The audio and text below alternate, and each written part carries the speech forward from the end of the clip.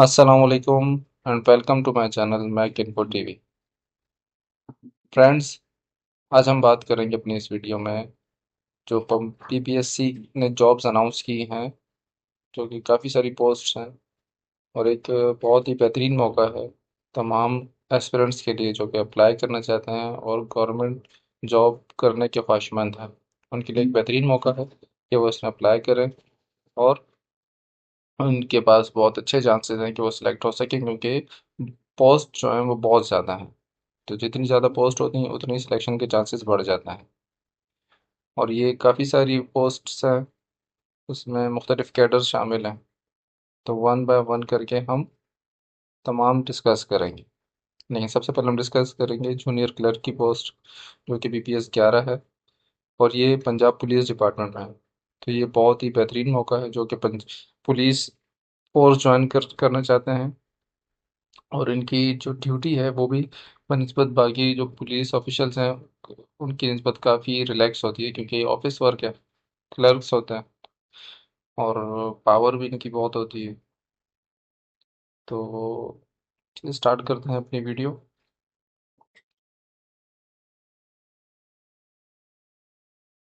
जैसे कि आप देख सकते हैं, टोटल पोस्ट जो है वो 228 है, जिसमें 176 ओपन मेरिट है।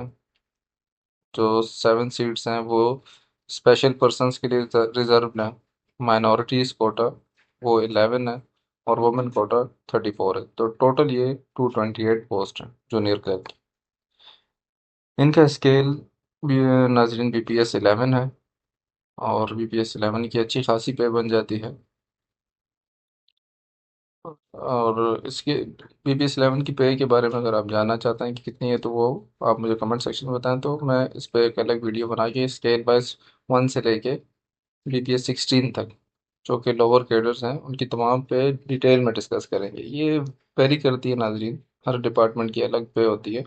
बेसिक तो सबकी सेम होती है, लेकिन कुछ डिपार्टमेंट्स जैसे कि पुलिस डिपार्टमेंट है, इनको अलाउंसेस मिलते हैं, तो इसलिए इनकी बाकी जो डिपार्टमेंट्स हैं उनकी तो उनसे ज़्यादा होती है पे।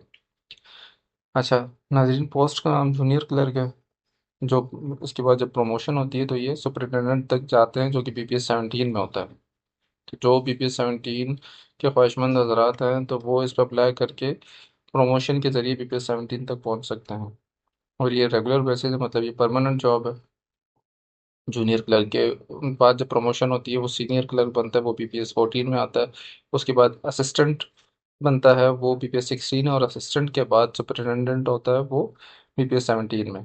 और उसके बाद भी अगर इंसान काबिल हुआ चांसेस होते हैं तो फिर डायरेक्टर, डिप्टी डायरेक्टर, डायरेक्टर ये सारे उसमें शामिल हो जाते हैं, प्रमोट होता रहता है बंदा। अच्छा, इसकी क्वालिफिकेशन नाजरीन बहुत ही ये इम्पोर्टेंट है, आप इसको नोट कर लो। और बहुत ही मतलब ऐसी क्वालिफिकेशन इसके लिए रिक्वायर्ड है जो कि आमतौर पे तमाम सब ने की होती है। तो बस आपको सिर्फ अप्लाई करना है और बाकी सब किस्मत पे छोड़ देना। लेकिन किस्मत पे छोड़ने का मतलब ये नहीं है कि आप लोग तैयारी ना करें, इसकी तैयारी करनी है। इसका कोर्स जो है वो भी मैं आपके साथ फिर एक और वीडियो बना के शेयर कर दूंगा। तो आज ही अप्लाई करें, लास्ट डेट का वेट मत करें। लास्ट डेट इसकी 8 सितंबर है, तो उससे पहले पहले अप्लाई करें। और अगर आप चाहते हैं कि आपको आपके लिए हम अप्लाई करें तो आप कमेंट सेक्शन में बताएं, तो बाकी फिर डिटेल्स में आप वगैरह आपसे पूछ के हम आपको अप्लाई भी करके दे देंगे। नाजरीन, तो सबसे पहले ये क्वालिफिकेशन में लिखा वो है हायर सेकेंडरी स्कूल सर्टिफिकेट, मतलब कि एफएससी होनी चाहिए from recognised board and 4 months diploma और certificate in MS office. MS office में जो 4 मंथ्स का डिप्लोमा है ये किसी भी इंस्टीट्यूट से आप बनवा सकते हैं। एमएस ऑफिस अगर आपको आता है कंप्यूटर पे थोड़ा बहुत भी अपूर हासिल है, तो आप किसी प्राइवेट फर्म से ये एमएस ऑफिस का सर्टिफिकेट बना सकते हैं। वो आपको बना के दे देंगे, कोई इतना इशू नहीं है उनको, बस आपको प्रैक्टिकल वर्क आना चाहिए। और अगर ये नहीं है तो इसके अलावा और intermediate in computer science second division from recognised, अगर आपने कंप्यूटर साइंस में इंटरमीडिएट किया हुआ है तो फिर आपको सर्टिफिकेट की भी ज़रूरत नहीं है, आप डायरेक्टली अप्लाई कर सकते हैं। पॉइंट नंबर 2 जो है इनका, स्पीड मिनिमम 25 वर्ड्स पर minute of typing speed on computer and 25 word पर minute typing in Urdu on computer. तो उर्दू मतलब जो इन पेज वगैरह पे हम टाइप करते हैं, दोनों में 25 बहुत ही मैं कहता हूँ कि मुनासिब इन्होंने रिक्वायरमेंट रखी है। 25 वर्ड्स तकरीबन आजकल बच्चे बच्चे 25 वर्ड्स पर मिनट टाइप कर लेते हैं जो कंप्यूटर रेगुलर यूज़ कर रहे होते हैं। तो अगर आपकी इससे कम है, आप टाइपिंग ट्यूटर डाउनलोड करके उसे प्रैक्टिस स्टार्ट कर दें। मैं कहता हूँ कि आप 10 दिन भी प्रैक्टिस करेंगे सही तरीके से, तो फिर आप 25 नहीं, मैं कहता हूँ 35 तक आपकी स्पीड 10 दिन में पहुंच जाएगी। कोई इतना इशू नहीं है ये। इसके बाद एज अगर हम डिस्कस करें तो एज है 18 to 25 ईयर्स। ठीक है। जो 18 साल से 25 साल की एज है प्लस 5 ईयर रिलैक्सेशन, ये तमाम के लिए है। यानी आप अगर 30 साल के भी हैं, 30 साल से कम कम, तो आप इसमें अप्लाई कर सकते हैं, आप एलिजिबल हैं। फीमेल के लिए 33 ईयर्स है। और ये ट्रांसजेंडर भी जो हजरात हैं वो भी इसमें अप्लाई कर सकते हैं। इसके बाद बात करते हैं gender, domicile and place of posting की। तो नाजरीन, इसके लिए मेल फीमेल ट्रांसजेंडर सारे ही एलिजिबल अप्लाई कर सकते हैं। डोमिसाइल तमाम पंजाब, जितने भी पंजाब के डिस्ट्रिक्ट हैं वो सारे एलिजिबल हैं। प्लेस ऑफ पोस्टिंग की अगर हम बात करें तो एनीवेयर इन पंजाब, मतलब पंजाब में जहाँ चाहिए आपको पोस्ट कर सकते हैं और आपको जाना पड़ेगा। लेकिन आप इसकी टेंशन मत लें। यूजुअली ये जो डिस्ट्रिक्ट, ये जूनियर क्लर्क ऐसी पोस्ट है क्योंकि ऑफिस वर्क होता है। तो कोशिश होती है इदारे की भी कि वो जितना रिलैक्स कर सकें वो करते हैं।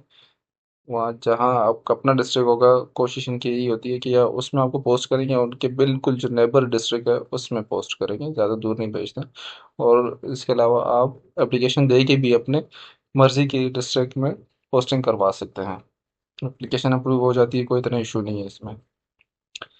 सिलेबस की अगर हम बात करें तो सिलेबस इसका है 1 paper of MCQ type written test of 100 marks and 90 minutes duration comprising question relating to following syllabus: general ability including general knowledge, Pakistan studies, current affairs, geography, basic mathematics जो इजी, मतलब प्लस माइनस डिवाइड और multiply की ज़्यादातर सवाल होंगे। MCQs हैं तो आपको इसमें 4 ऑप्शन होंगे। 4 ऑप्शन में से आपने कुछ एक करेक्ट जो है वो सिलेक्ट करना होगा। इसके अलावा इंग्लिश है, उर्दू है और एवरीडे साइंस। और पॉइंट नंबर 2 है इनका question relating to MS Office and computer skills. ये ऊपर जो जितने सब्जेक्ट्स हैं वो 80%, पेपर में 80% यहाँ से क्वेश्चन आएंगे और 20% एमएस ऑफिस और कंप्यूटर रिलेटेड होंगे। इसके बाद नाजरीन, the candidate who qualify the written test will be called for typing test in Urdu on computer. The candidates who qualify Urdu typing test will be called for typing test English on computer। मतलब जो ये सारे test qualify करेगा वो उसका फिर typing test, जिसको हम स्किल टेस्ट भी कहते हैं, वो होगा। और सबसे पहले वो आपसे उर्दू टाइपिंग करवाएंगे। अगर आप उसमें पास हो जाते हैं, 25 वर्ड पर मिनट आप उसको टाइप कर लेते हैं, तो उसके बाद इंग्लिश की टाइपिंग का टेस्ट होगा। वो 25 वर्ड्स पर मिनट होगा। बहुत ईजी है, कोई इशू नहीं है। उर्दू में आपको हो सकता है थोड़ी डिफिकल्टी फेस हो, लेकिन इंग्लिश का तो 35-40 वर्ड पर मिनट आप इजीली कवर कर लेंगे, सिर्फ 10 दिन की प्रैक्टिस है। उर्दू के लिए थोड़ा सा आपको करना पड़ेगा प्रैक्टिस, कम से कम 20 से 25 दिन आपको लगेंगे, तब 25 से 30 वर्ड्स पर मिनट कवर कर लेंगे। लेकिन वो भी कोई मुश्किल नहीं है, ईजी है, कोई उसमें इतना बड़ा इशू नहीं है। मेरी अपनी स्पीड जो है वो तकरीबन 40 to 45 है इंग्लिश में, और उर्दू नॉर्मली इतनी उसमें वर्क होता नहीं है, तो इसलिए 30 वर्ड्स पर मिनट तकरीबन वो है मेरी। तो ये हालांकि बिना प्रैक्टिस के ज़्यादा जो है मैं वर्क करता भी नहीं हूँ उर्दू पे। कभी ज़रूरत पड़ जाए तो वो टाइप करता हूँ, तो उसके बावजूद जो है मेरी प्रैक्टिस इतनी हो गई थी जब मैं खुद अप्लाई करता था जॉब्स के लिए। अभी तो मैं अल्हम्दुलिल्लाह एक गवर्नमेंट इदारे में अच्छी पोस्ट पे हूँ। तो उस वक्त की मैं बात बता रहा हूँ कि मेरी अच्छी प्रैक्टिस हो गई थी, इसलिए अभी तक वो मुझे सारे पैटर्न्स और शॉर्टकट सब कुछ याद है। ये था नाजरीन जितने भी क्राइटेरिया था जूनियर क्लर्क के लिए, मैंने आपसे डिस्कस कर लिया है। ये बहुत ही सुनहरी मौका है आपके पास, आप इसमें ज़रूर अप्लाई करें। क्योंकि ये एफएससी तकरीबन सब ने ही किया होता है, अपना टाइम ज़ाया मत करें। एक दफ़ा आप गवर्नमेंट इदारे में जो है वो आप जॉब्स हासिल कर लेंगे तो उसके बाद आपके लिए रास्ते खुलते जाएंगे, क्योंकि 10 साल तो आपको एज रिलैक्सेशन मिल जाएगी। अगर किसी की एजुकेशन कम है वो अप्लाई करे एफएससी की बेस पे, उसकी एज सिक्योर हो जाएगी। वो 40 साल तक तमाम गवर्नमेंट जॉब्स के लिए एलिजिबल हो जाएगा। उसके बाद वो डिग्री ले सकता है जॉब के साथ साथ, और किसी अच्छी पोस्ट पे अप्लाई करके BPS 18 19 17 उसमें भी सिलेक्शन उसकी हो सकती है अगर वो काबिल है। तो ये उन लोगों के लिए बहुत ही सुनहरी मौका है जो किसी वजह से अपनी तालीम जारी रख नहीं सके और उनकी एज ओवर होने वाली, 30 से अबव होने वाली, तो इसमें अप्लाई करके अगर उनकी सिलेक्शन हो जाती है तो उनकी एज सिक्योर हो जाएगी। इसके बाद अगर हम बात करें फ्रेंड्स, तो दूसरा डिपार्टमेंट है information and culture department, Punjab council of the arts. ये भी अच्छा डिपार्टमेंट है। इसमें असिस्टेंट अकाउंट ऑफिसर की पोस्ट है जो कि BPS 16 है। इसकी अच्छी खासी पे होती है और ये ऑफिसर रैंक में, BPS 16 and above officer rank में स्टार्ट हो जाते हैं। इसकी टोटल 4 पोस्ट हैं, सारी ओपन मेरिट हैं। इसकी क्वालिफिकेशन रिक्वायरमेंट M.Com या MBA की हो, 16 ईयर एजुकेशन, किसी ने B.Com किया, 16 ईयर एजुकेशन होनी, 16 ईयर्स एजुकेशन लाजमी होनी चाहिए। फर्स्ट डिवीजन होनी चाहिए। फर्स्ट डिवीजन तो नॉर्मली तमाम की फर्स्ट डिवीजन ही होती है। अच्छा, एज इसमें 35 ईयर्स, क्योंकि ये एक बात याद रखिएगा नाज़रीन, ये कॉन्ट्रैक्ट बेसिस है, 3 ईयर्स। लेकिन 3 ईयर्स लिखा होता है, वो 5 साल आपको कहीं छेड़ते नहीं। अगर आप में कोई प्रॉब्लम नहीं है, आप एक इदारे के म्यार पे पूरा उतरते हैं, तो आपको वो बिल्कुल उस इदारे से हटाते नहीं है। आप 5 साल उसमें आप लगाओगे, उसकी अच्छी खासी पे बन जाती है। इसमें एज लिमिट 35 ईयर्स है, फीमेल के लिए 38 है। इसमें भी वही उस बाकी रिक्वायरमेंट है, मेल फीमेल ट्रांसजेंडर। तो इसके सिलेबस की अगर हम बात करें तो वो है accounts and finance related question होंगे 100%। इसमें कोई स्किल टेस्ट नहीं, कोई टाइपिंग टेस्ट नहीं, कुछ नहीं है, सिर्फ आप अपने फाइनेंस और अकाउंट्स के रिलेटेड आपको सब आना चाहिए। जो M.Com MBA जिसने किया होगा उसको पता है कि फाइनेंस और अकाउंट्स रिलेटेड क्या क्वेश्चन होते हैं। वो इजीली, बहुत इजीली क्लियर कर लेंगे। बहुत ही इजी जो बेसिक्स क्वेश्चन होते हैं वो पूछे जाते हैं। इसके बाद बात करते हैं असिस्टेंट एडमिनिस्ट्रेटिव ऑफिसर की। इसकी टोटल 8 पोस्ट हैं। ये भी सारी ओपन मेरिट है। ये भी वही सारी जो बाकी कॉन्ट्रैक्ट बेसिस होगी, 3 ईयर्स के लिए, एक्सटेंडेबल टू 5 ईयर्स। तो 5 साल तक ये मैक्सिमम, मिनिमम 3 साल और मैक्सिमम 5 साल तक आप इस इदारे में जॉब कर सकते हैं। इसकी रिक्वायरमेंट भी है सामने, इसकी लिखी है MBA master in public administration in management sciences with at least first division or 3.0 CGPA from university recognized from HEC। अच्छा, 60 इस नोट इन्होंने दिया हुआ 16 year of education in business administration, public administration और मैनेजमेंट साइंसेज, तो ये भी eligible है। एज लिमिट वही जैसे असिस्टेंट अकाउंट ऑफिसर की थी, ये भी सेम वैसी है। क्वेश्चन इनके क्वालिफिकेशन रिलेटेड, जो आपकी क्वालिफिकेशन उन्होंने रिक्वायरमेंट ये है, इसके रिलेटेड ये सारे क्वेश्चन हैं। उसके बाद बात करते हैं, मैं नाज़रीन जल्दी जल्दी आपको हाइलाइट्स इसलिए दे रहा हूँ डिटेल में, इसलिए कि वीडियो बहुत लंबी हो जाएगी। तो अगर आप इसमें से किसी पर्टिकुलर किसी पोस्ट के बारे में कुछ ज़्यादा इन्फॉर्मेशन हासिल करना चाहते हैं तो आप कमेंट सेक्शन में उस पोस्ट को मेंशन करके मुझसे पूछ सकते हैं, तो मैं आपको उससे डिटेल समझा दूंगा, पूरी डिटेल की एक वीडियो बना के उस पर्टिकुलर उस पोस्ट की, उसकी क्या क्या ड्यूटीज़ होती हैं, ड्यूटी टाइमिंग क्या है, वो सब कुछ उसमें मैं मेंशन कर दूंगा। उससे आपको बता दूंगा कि क्या क्या उस पोस्ट के हवाले से जितनी इन्फॉर्मेशन सब कुछ आपके साथ शेयर कर दूंगा। तीसरा डिपार्टमेंट है नाजरीन Punjab employ social security institution, labour and human resource department. इसमें जो वैकेंसीज आई हैं नाजरीन, अभी ये असिस्टेंट डायरेक्टर है, BPS 17 स्केल का है। ये भी कॉन्ट्रैक्ट बेसिस पे है for a period of 5 years. ये डायरेक्टली 5 ईयर्स है, आप 5 साल के लिए, और ये पोस्ट एक ही है। तो इसमें आप देख लीजिएगा आप अप्लाई करना चाहते हैं या नहीं, क्योंकि पोस्ट एक है और एप्लीकेंट्स काफ़ी सारे होंगे। तो मेरा मशवरा है कि आप ऐसी पोस्ट पे अप्लाई करें क्योंकि उसमें आपको फ़ीस भी जमा करवानी होगी, जो कि ज़्यादा हो पोस्ट, ताकि आपकी सिलेक्शन के चांसेस बढ़ सकें। बाकी ये इसके रिक्वायरमेंट्स इस सामने लिखे हैं, मास्टर डिग्री, कम से master degree in mass com और equivalent with 2 year experience of video editing and graphic designing. ये एक्सपीरियंस भी होना चाहिए इसमें।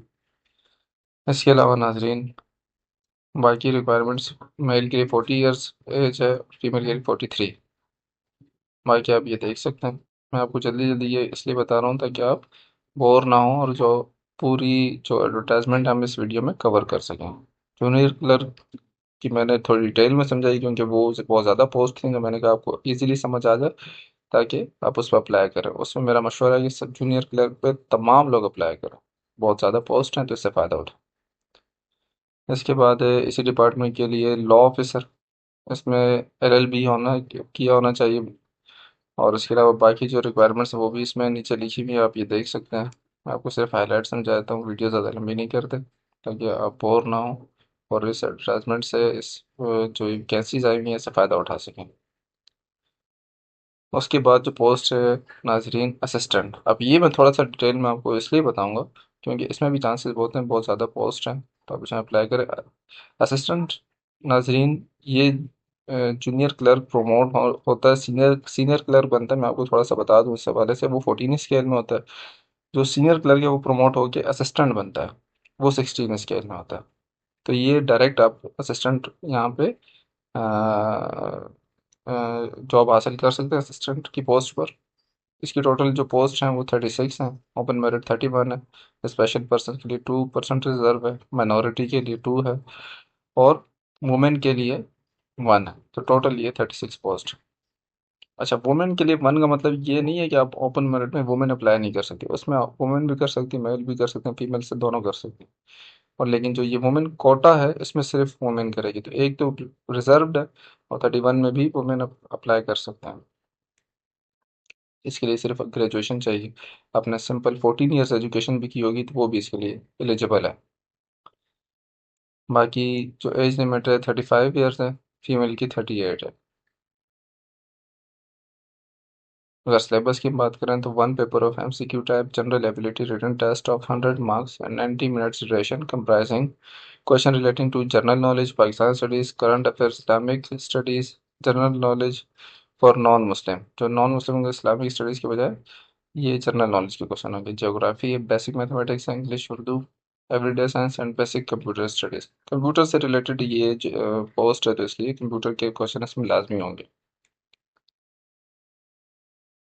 उसके बाद जो एक पोस्ट है वो है मोलिक्यूलर बायोलॉजिस्ट। इसमें एमफिल किया होना चाहिए बीपीएससी के। 17 है, लेकिन देख लें अगर कोई अप्लाई करना चाहता है तो उनकी मर्ज़ी। मैं मशवरा नहीं दूंगा इसके लिए अप्लाई करने की, एक ही पोस्ट है। इससे बेहतर है कि आप जूनियर क्लर्क के लिए अपना आपके ये क्वालिफिकेशन होने के बावजूद मैं आपको मशवरा दूंगा कि आप जूनियर क्लर्क या असिस्टेंट के लिए अप्लाई करें। तो कम से कम परमानेंट जॉब है वो, ये कॉन्ट्रैक्ट बेसिस है, वो परमानेंट है और वो उसमें प्रमोशन लेके आप बीपीएस 17-18 तक पहुंच सकते हैं। उसके बाद नाज़रीन जिस डिपार्टमेंट की बात करें ये भी पुलिस की तरह एक पावरफुल डिपार्टमेंट है। तो इनकी जो पोस्ट हैं ये आप कंसिडर लाजमी कीजिएगा। इससे आपको बहुत फ़ायदा होगा, मतलब जितना पावरफुल डिपार्टमेंट होगा उतनी ही आपकी माशरे में इज्जत होगी।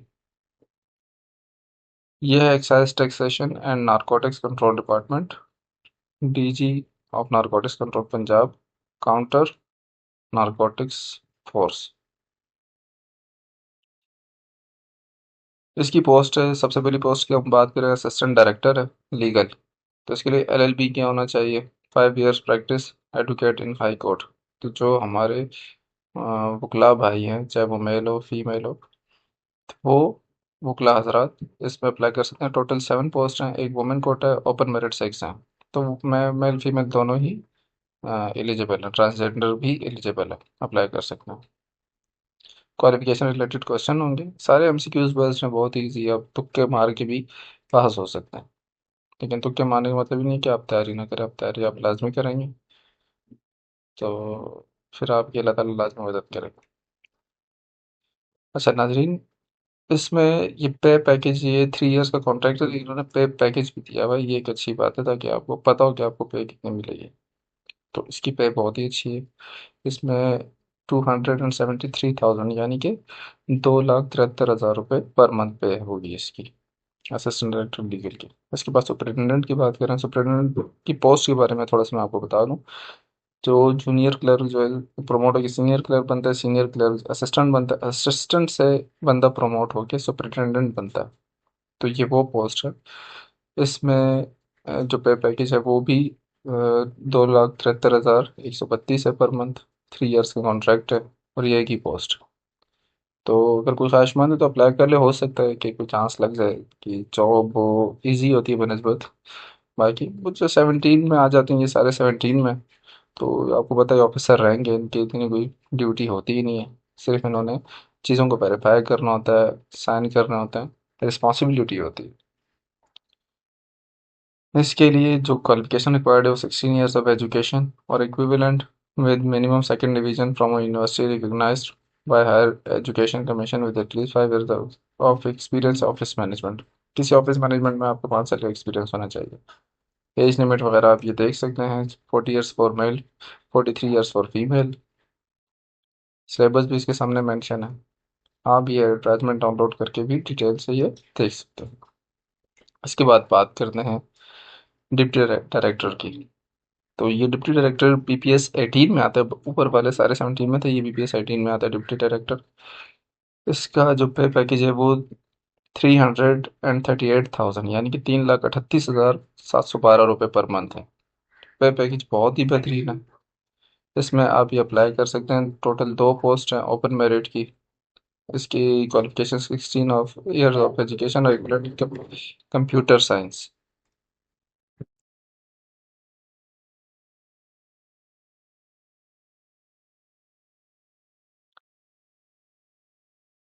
एज लिमिट की अगर हम बात करें नाजरीन, तो वो है 50 ईयर्स फॉर मेल और फीमेल के लिए 53 ईयर्स।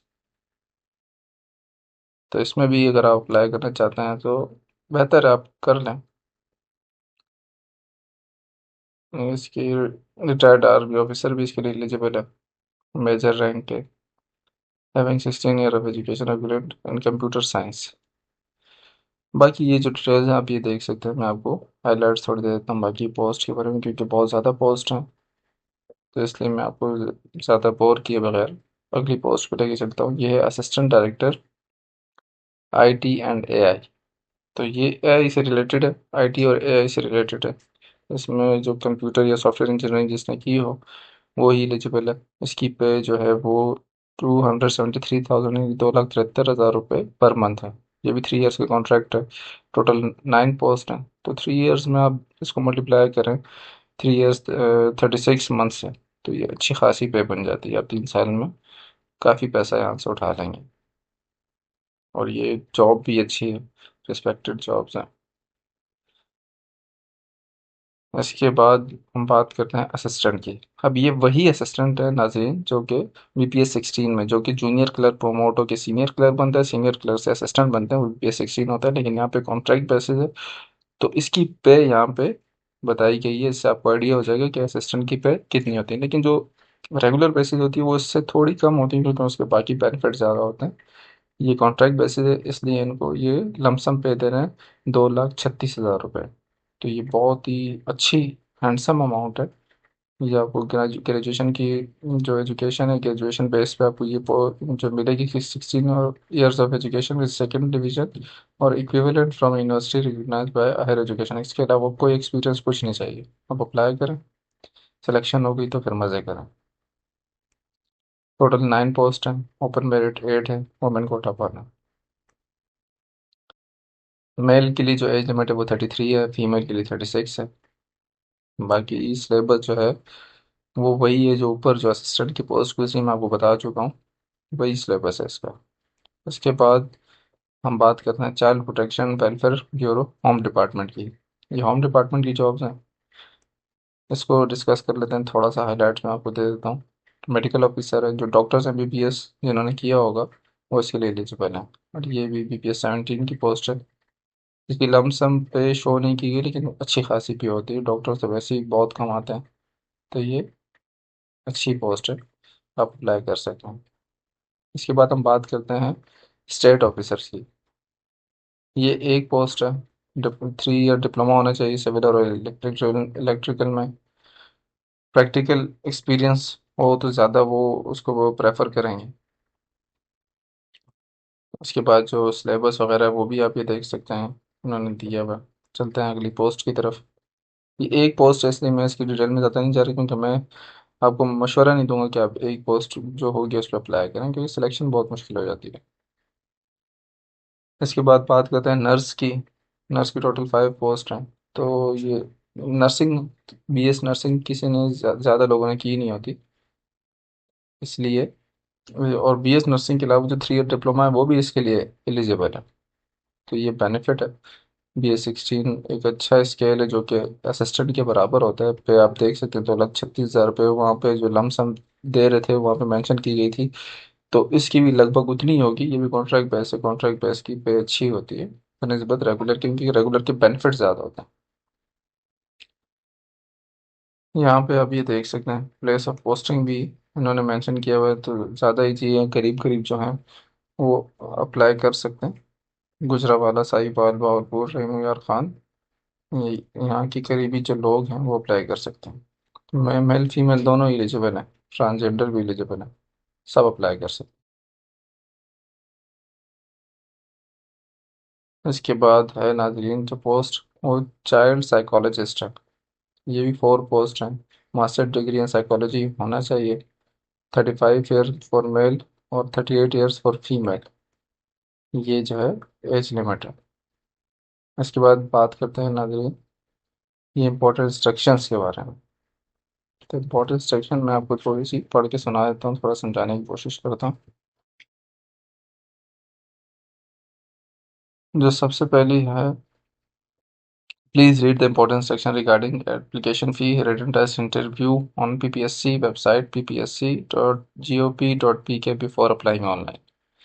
तो इन्होंने कहा है कि इंपॉर्टेंट सेक्शंस जो है वो आप लाजमी रीड करें अगर आप चाहते हैं कि उस पर मैं एक अलग से वीडियो बनाऊँ, अप्लाई कैसे करते हैं, अप्लाई करने का पूरा प्रोसीजर समझाऊँ। तो इस वीडियो को लाइक करें, चैनल को सब्सक्राइब करें और कमेंट में आप मुझे मेंशन करें कि मैं आपको ये अप्लाई करने का प्रोसीजर समझाऊँ। तो मैं उस पर एक अलग से वीडियो बना के शेयर कर दूंगा ताकि आपको अप्लाई करने में इजी हो। और अगर आप चाहते हैं कि हम आपको अप्लाई करके दें तो कमेंट सेक्शन में हमसे आप कांटेक्ट कर सकते हैं। बाकी प्रोसीजर में हम आपको वहाँ पे समझा देंगे। Point number 2 है the schedules of test and syllabus if any shall be issued only on the official website of PPSC. Therefore, candidate must visit PPSC website frequently for test schedules, syllabus and the related information. Test schedule जो PPSC की अपनी website पे ही show होगा, इसलिए आप उसको regular visit करें। Number 3 है employees of federal government, semi government, autonomous bodies of federal government and those of local bodies are not entitled to age concession for the period of their service in such organisation.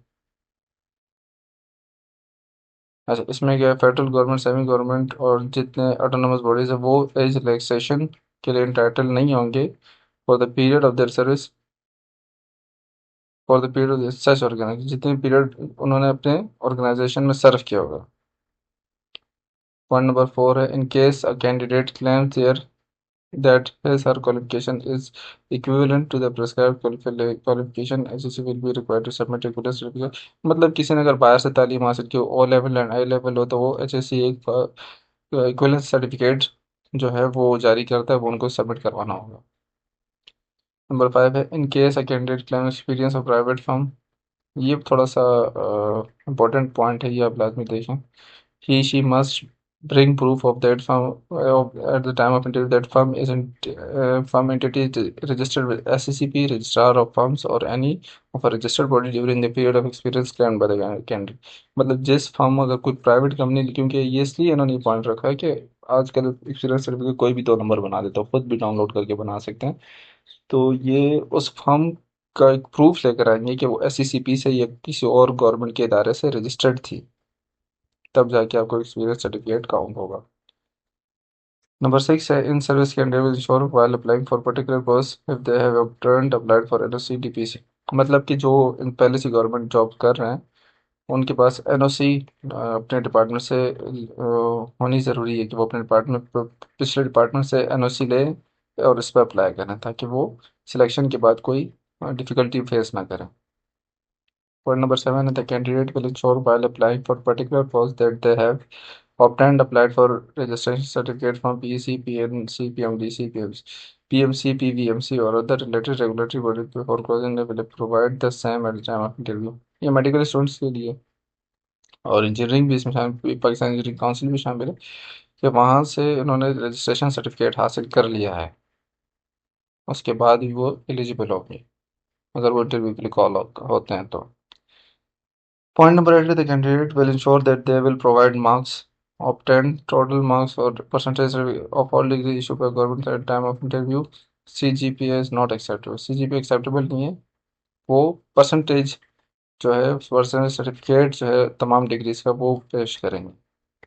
वो बन जाते हैं इसलिए अपनी university से HEC बना के दे देती है, कोई इतना इशू नहीं है।